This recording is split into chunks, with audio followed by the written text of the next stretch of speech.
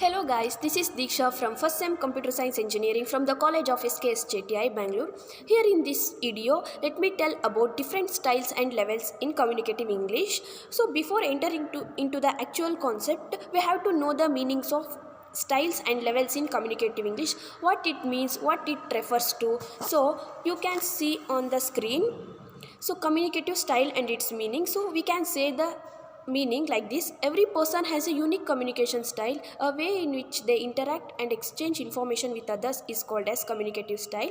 So there are four basic communication styles are there.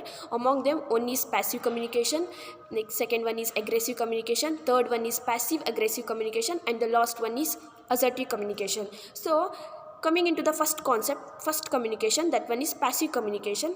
Passive communication is a style in which individuals do not express their opinion or feelings. They do not respond wordly to hurtful or anger inducing situations. Passive people show these following characters, such as they agree with opposing opinions, they don't state their opinion at all, and domineering people to overrule them. So coming to the next style of communication, that one is aggressive communication. Aggressive communication is a style in which individuals express their feelings and opinions and advocates for their needs in a way that violates the rights of others. So aggressive people show these many characters, such as they may dominate or humiliate other people. They are also defensive, hostile, and self-defeating. So aggressive communicators will often try to dominate others and act threateningly and rudely. Coming to the next style, that one is passive aggressive communication. So passive aggressive communication means by it's a style in which individuals appear passive on the surface but are really acting out anger in a subtle, indirect, or behind the scenes way. So we can say that they are pretending. So coming to the next style of communication, that one is assertive communication. It's also a last style. So assertive communication, it's also a style in which individuals clearly state their opinions and feelings and firmly advocate for their rights and needs without violating the rights of others. So we can say that all we need the style is assertive communication. So coming to the next concept, that one is levels of communication. So what it means, the levels of communication meaning is, while discussing the different levels of communication, so it is important to mention the four levels laid out by the classical theory of communication. So they are known as intrapersonal communication, interpersonal communication, group communication, and cultural communication.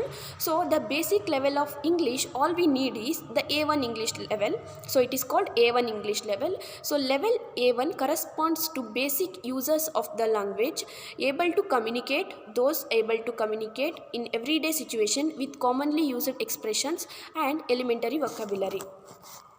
So our English level for adults, such as A0 or A1, it's also called as beginner or elementary. A2 English is also called pre-intermediate.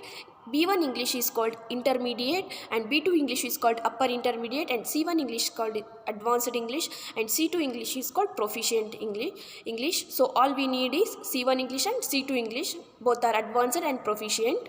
So another level of communication is emotional level of communication. So few people appreciate our emotional states affect what we communicate and how the message is interpreted by the recipient. And another one level of communication is verbal level. So this level includes our selection of word based on an understandings of meaning between the speaker and the listener. So coming to the last conclusion part, so 5 levels of communication. So we can conclude that 5 levels of communications are there. Level 1 is ritual, level 2 is extended ritual, and level 3 is content or surface, level 4 feelings about content, and level 5 is called feelings about each other. So why we need this communication style and levels? So I can say that when individuals exhibit different styles, it's easy for conflict or misunderstandings to occur. So understanding the characteristics and tendencies of different communication styles can help us to effectively interact with someone who has a different style. So I can say that communication is important to exchange the opinions or information and everything. So that's why levels and the styles also very important, and they play a very important role in our daily life. So finally, thank you all. Thank you for watching the video.